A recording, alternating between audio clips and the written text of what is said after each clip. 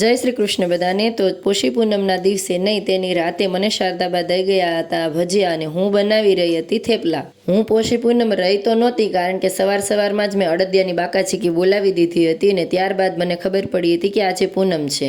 કાંઈ વાંધો નહીં, મારી નાની બેને વ્રત રાખ્યું હતું ને મેં તો દરેક ભાઈને ફોન કરીને એમ નામ જ પૂછી લીધું રમે કે જમે, અને દરેક ભાઈને ધમકી પણ આપી હતી કે ફરજિયાત બધાએ જમે કહેવાનું છે। ખરેખર હવે તો મોટા થઈ ગયા, એકબીજાથી દૂર થઈ ગયા, વિડીયો કોલથી બધી વાતો અને આવા વ્રત થાય છે। બચપણમાં બધા સાથે હતા, હરખ હતો કે પોષી પૂનમ આવશે, બધા ટેરેસ ઉપર જાતા ને ભાઈ તો 2 દિવસ અગાઉ જ ધમકી મારતો કે નહીં જોજે હું તને રમે જ કહેવાનો છું એમ।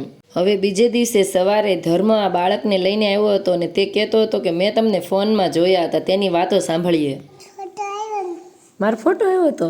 શેમાં આવ્યો હતો મારો ફોટો? હે? તમારામાં? એટલે કે તે શેમાં? ફોનમાં જોયા, ટીવીમાં જોયા, ક્યાં જોયા અમારા ફોટા? તો શેમાં આવે? ફોનમાં? બેનનો ફોટો હતો કે વિડીયો હતો?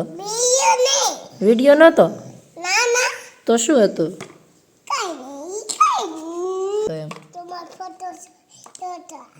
લે મારા ફોટામાં કેવી લાગતી હતી? એટલે આનો ફોટો જોયો હતો? આ બેનનો જોતો?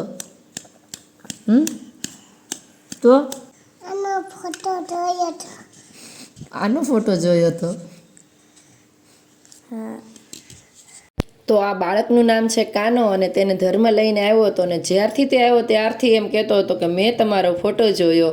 મારા માટે તો આ સૌથી મોટી ફેન મુમેન્ટ હતી કે તે મને ઓળખી ગયો હતો।